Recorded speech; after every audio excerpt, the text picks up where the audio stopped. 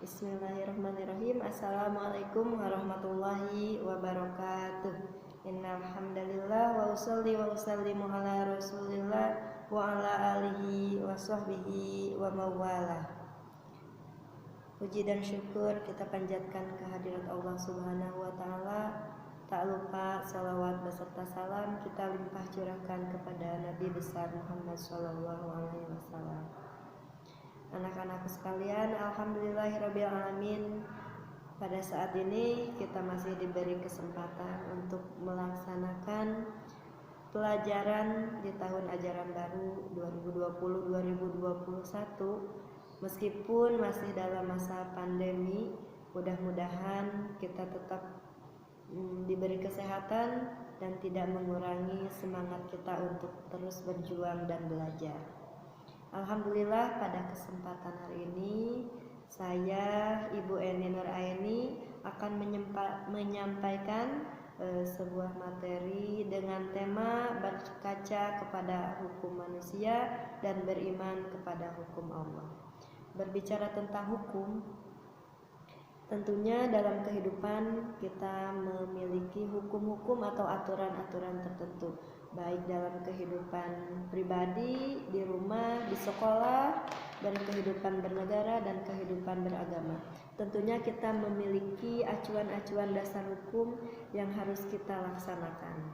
Dan apa itu hukum? Secara umum, hukum bisa dikatakan merupakan aturan-aturan atau norma-norma yang mana bisa membedakan antara yang salah, yang benar, dan sudah ditetapkan sebagai suatu ketetapan untuk ditaati bersama dan sudah menjadi kesepakatan bahwa apabila kita melanggarnya tentunya kita akan mendapatkan sanksi.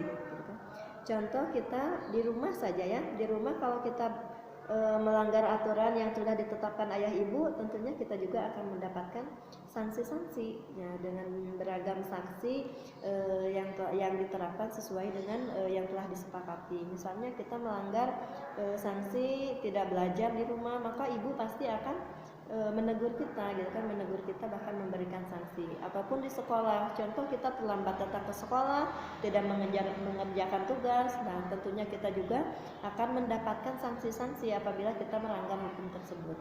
Dan lebih jauhnya lagi, yaitu kita hukum di negara.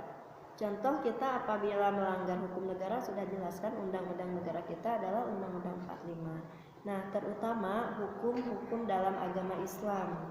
Nah, kita harus beriman kepada hukum-hukum yang telah ditetapkan Allah.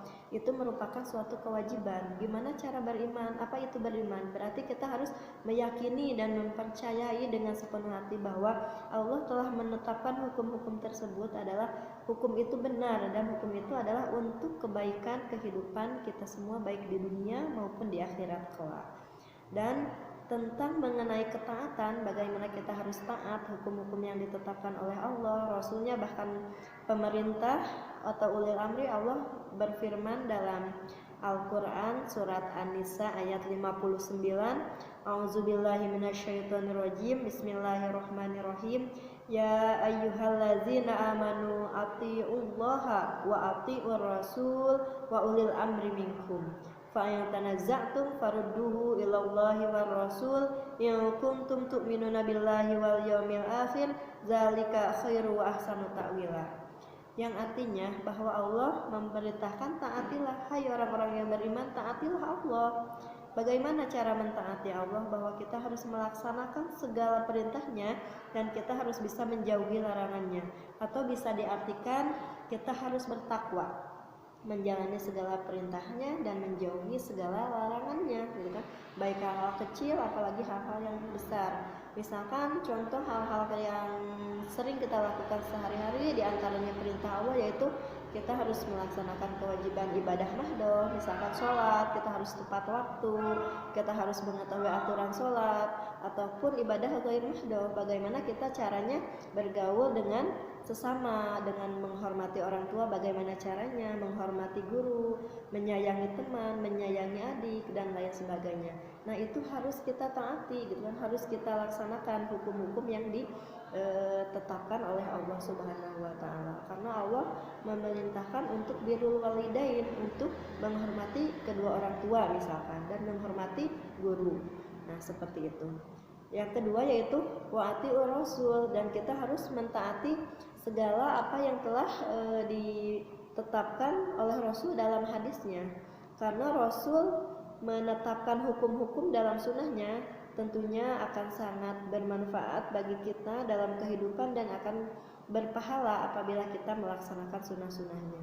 Contoh sunnah yang dianjurkan oleh Rasul, misalkan dalam kehidupan sehari-hari kita harus senantiasa menjaga kebersihan, menjaga dengan cara berwudu, menjaga kesehatan dengan cara jangan memakan makanan yang tidak baik, atau jangan memakan makanan yang tidak sehat. Bahkan yang lebih jauh, kita yang lebih gimana maksudnya, kita tidak boleh memakan makanan-makanan yang haram, karena itu akan mengganggu kesehatan kita.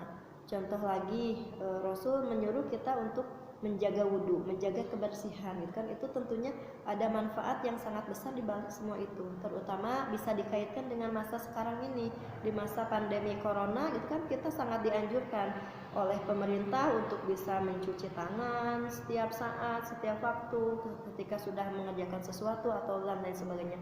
Padahal kita sebagai umat muslim, Rasul sudah menganjurkan beberapa abad yang lalu bahwa kita itu harus mendawamkan wudhu. Itu kan, itu salah satu cara untuk safety, untuk memfilter bagaimana agar hidup kita sehat, jauh dari penyakit, jauh dari virus. Nah, alhamdulillah dengan masa ini kita bisa terbuka kembali, gitu kan, bahwa sunnah-sunnah yang diajarkan, gitu kan, perlu kita imani dan perlu kita laksanakan agar bermanfaat untuk kehidupan kita. Yang selanjutnya, wa ulil amri minkum, kita harus mentaati para pemimpin kita. Tapi di sini pemimpin yang bagaimana? Tentunya fa in tanaza'tum farudduhu ilallahi wa rasul. Nah, kemudian jika kamu berselisih, maka kembalikanlah kepada Allah dan Rasul.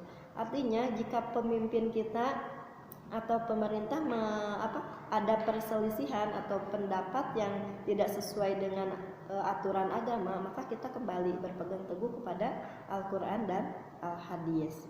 Yang selanjutnya, apabila kita beriman, sudah mengimani terhadap Allah dan Rasulnya, dan kita mentaati aturan-aturan pemerintah yang sesuai dengan aturan-aturan Allah dan Rasulnya, maka itulah sebaik-baiknya akibatnya, bahwa Allah menegaskan di situ apabila kita mentaati aturan Allah dan Rasulnya, maka itu tidak akan salah, itu sudah merupakan keputusan yang benar. Karena apabila kita berselisih paham pun dalam aturan manusia, tetap kita kembali kepada aturan Allah, yaitu menurut Al-Quran dan Al-Hadis.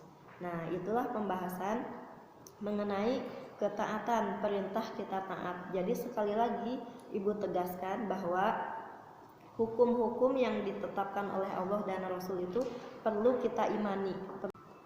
Nah, dari sekian pembahasan tersebut, mudah-mudahan bisa bermanfaat untuk kita semua, supaya kita tetap untuk bisa menjalankan aturan-aturan tertentu yang telah ditetapkan, terutama aturan kita dalam agama Islam. Jangan lepas, terus berpegang teguh kepada Al-Quran dan Hadis sesuai dengan wasiat Rasulullah SAW, bahwa jika kita ingin selamat, maka peganglah dua pusaka, yaitu Al-Quran dan Al-Hadis. Insya Allah mudah-mudahan kita terlindung dari segala mara bahaya di dunia, dan kita diselamatkan juga untuk kehidupan yang kekal kelak di akhirat. Mudah-mudahan kita termasuk orang yang diberi kekuatan untuk senantiasa berpegang teguh kepada keduanya. Mungkin itu saja materi yang bisa Ibu sampaikan pada kesempatan hari ini. Mudah-mudahan meskipun sedikit bisa bermanfaat untuk kita semua, dan bisa belajar terus, kita bersama-sama belajar untuk menjadi lebih baik. Dari Ibu dicukupkan sekian, mohon maaf untuk segala kekurangan dan kesalahan. ke kebenarannya itu benar dari Allah dan kekurangannya itu kekurangan dari ibu sendiri. Terima kasih. Billahi taufiq wal hidayah. Wassalamualaikum warahmatullahi wabarakatuh.